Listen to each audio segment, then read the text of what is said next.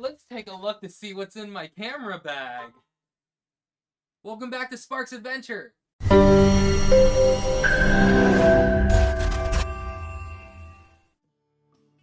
Hey guys, what's up? It's the one and only DowncastSpark here, and we're gonna be doing something a little bit different for this video.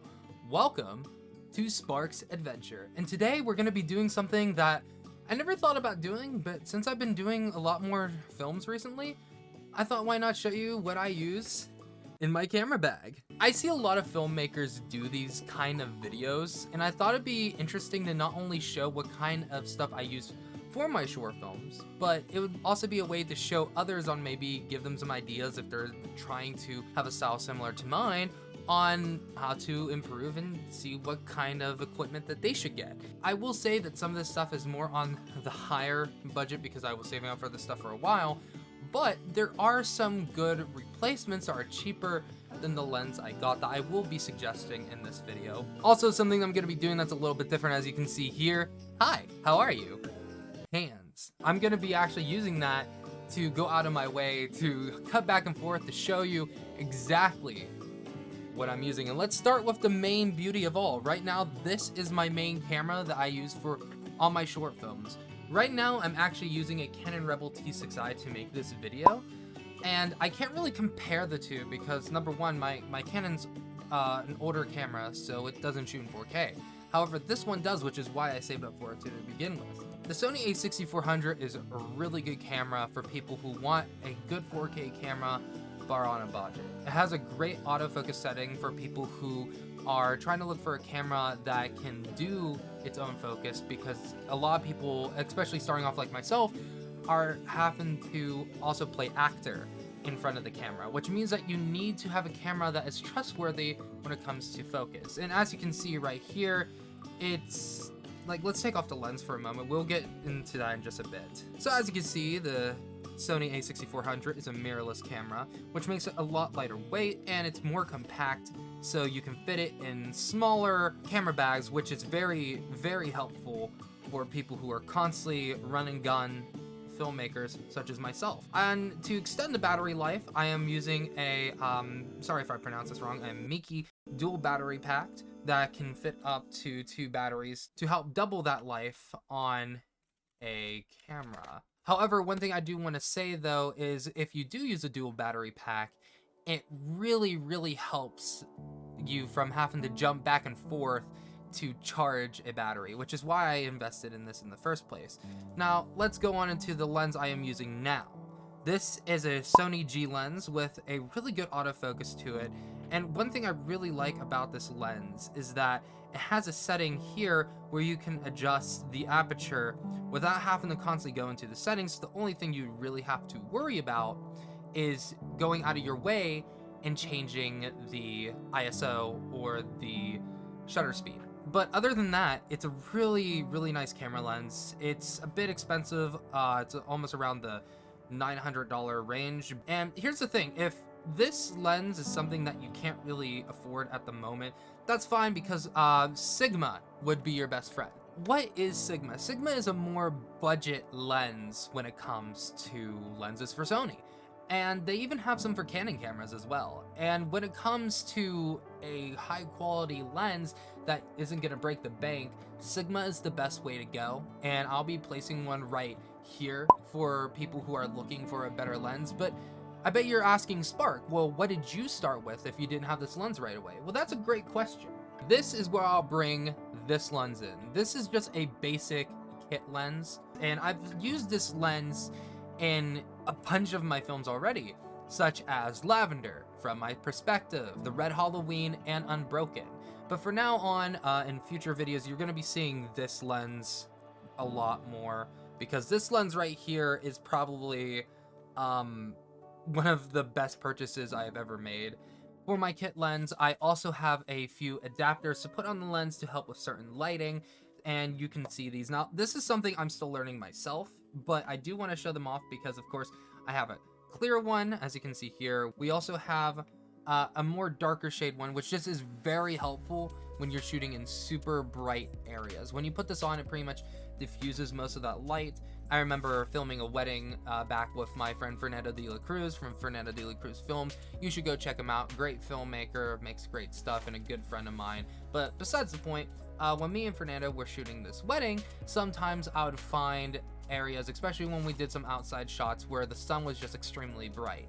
And when I used that, it really helped make some of those shots better. It also did come with this one that is like a purple shade. Now, personally, I do not know exactly what this is for. My guess would be in particular lighting where there's a lot of greens or blues in the shade. You're trying to get maybe like a certain color naturally. Now, if somebody in the comments would like to correct me if I am wrong there, please feel free to. Again, I don't want to sell some misinformation, but that's what I have so far there. And I do plan getting a kit for that eventually for my main lens, but this is what I have here. And along here are for the kit lens as well.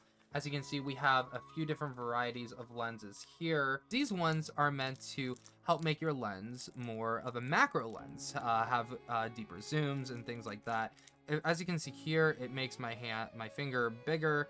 So it's really good for getting textures, or for example, macro shots of insects and things like that. So I decided to keep those because I feel like that'd be helpful for certain shots in the future. As of right now, I'm not sure how I would use it, but I am curious to mess around with it and see what I can do there. And of course, we have basic things I don't really need to go over too much, but right now we also got, you know, the basic strap. I usually don't use it that much, but this strap becomes very handy if you're doing handheld shots. Because, for example, say you do not have a gimbal, which I'll be getting into later. One trick that I was shown from one of my teachers is if you're looking to get a smooth shot, you can attach your camera, you put kind of like pressure and use your neck and just slowly turn and keep it steady. And it really helps make that shot look really good if you don't have a gimbal. So to some filmmakers out there that are getting started and don't have a gimbal, that's the best way to go. But I do recommend that before getting a gimbal, you do learn how to do handheld shots, because there might be times that either you're looking for a good handheld shot for a scene, or you might just not have a gimbal and you'll have to improvise. There's also other methods that you can use to improve that. Also, a few other things I did get with my kit lens, a macro adapter that I can use, which I don't really use that much at all, but honestly, it could be probably very helpful. For example, this one right here, this one is a wide angle one that can use to expand the lens view. This one, which is a macro lens. And of course, we have our dual battery charger. This one is by Mayandi. Very nice because it shows right here where you can charge the battery. And as you can see here, it's just very simple. You plug in a charger and then you can micro USB, and you can either plug it into your computer or on the wall. And of course, you can't really go without having extra batteries. Now, I'm not going to take them all out of the bag, of course, but I have like about 6 batteries in here plus 2 in there, so I have a total of 8, and I try to keep them fully charged, because with that, I like to be on the go as fast as possible, because, you know, especially when you're like a run and gone cinematographer, you do not have time to sit around, especially when you're like the only one filming. You need to be on the go. So batteries is very important, and that's at least where I stand on that. I also have an SD card case with, of course, SD cards for when I'm on the go. I try to have as many of these bad boys as possible. You can see one is missing here because it's in my camera, but it's good to have as many of these as possible. I personally recommend the SanDisk ones here. I do have some from Samsung. They're okay. They were a gift for helping one, but I would highly recommend the SanDisk Extreme Pro ones. These ones are the best I have used so far. So as of right now, that is all of my stuff in my bag, at least my main bag.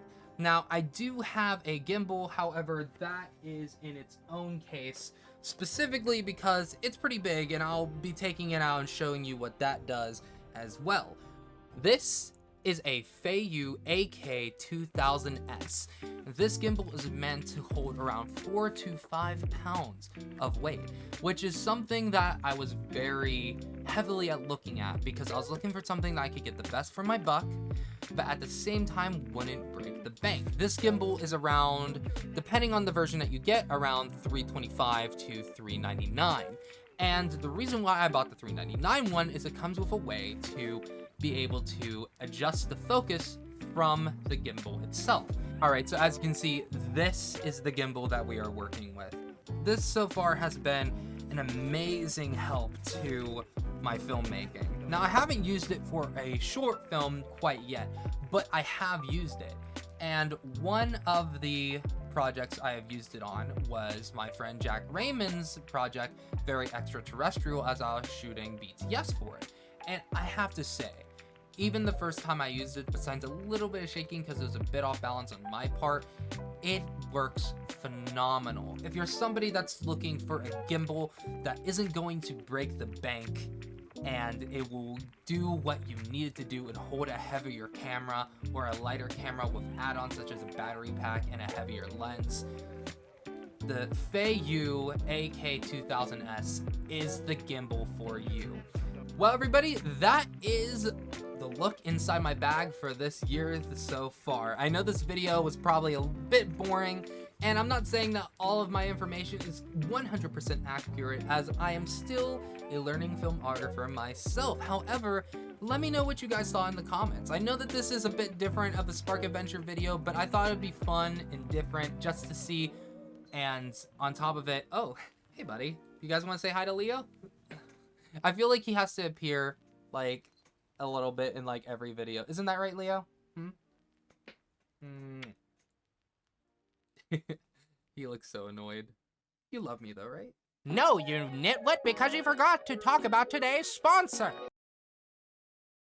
We have a sponsor? We only have 300 and something subs. How do we have a sponsor? You nitwit, they sent it to you and everything. It's right behind you.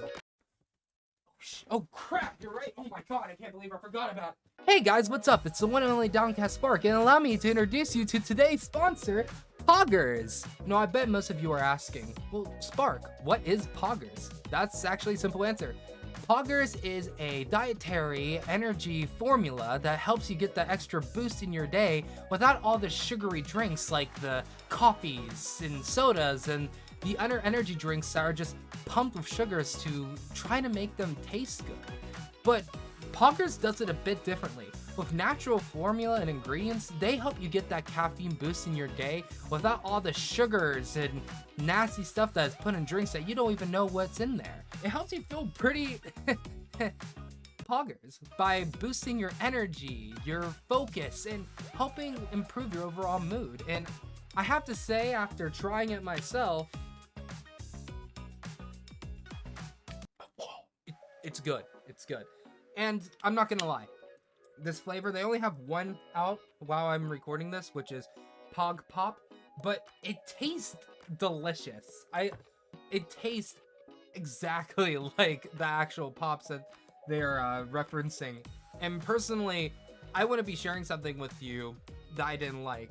And I could even help you guys save some money and give it a try. If you use the code SPARK at the link in the description below, you can go ahead and try some as well. They have the one flavor out, and probably by the time this video uploads, they have another flavor that's going to be coming out soon called Cream Dream, which is like an orange creamsicle flavor, and honestly, I'm totally going to get that when it comes out. So if you use code SPARK in the description below, not only would you save some money on a great product, but you'll also be helping out a small creator like myself fund future videos. So a special thanks to Poggers for helping me fund this video. My cat loves me now, right? I did the sponsorship, right? You're not gonna take him against my will, right? Buy Poggers! Also, spark up in the next video. See ya!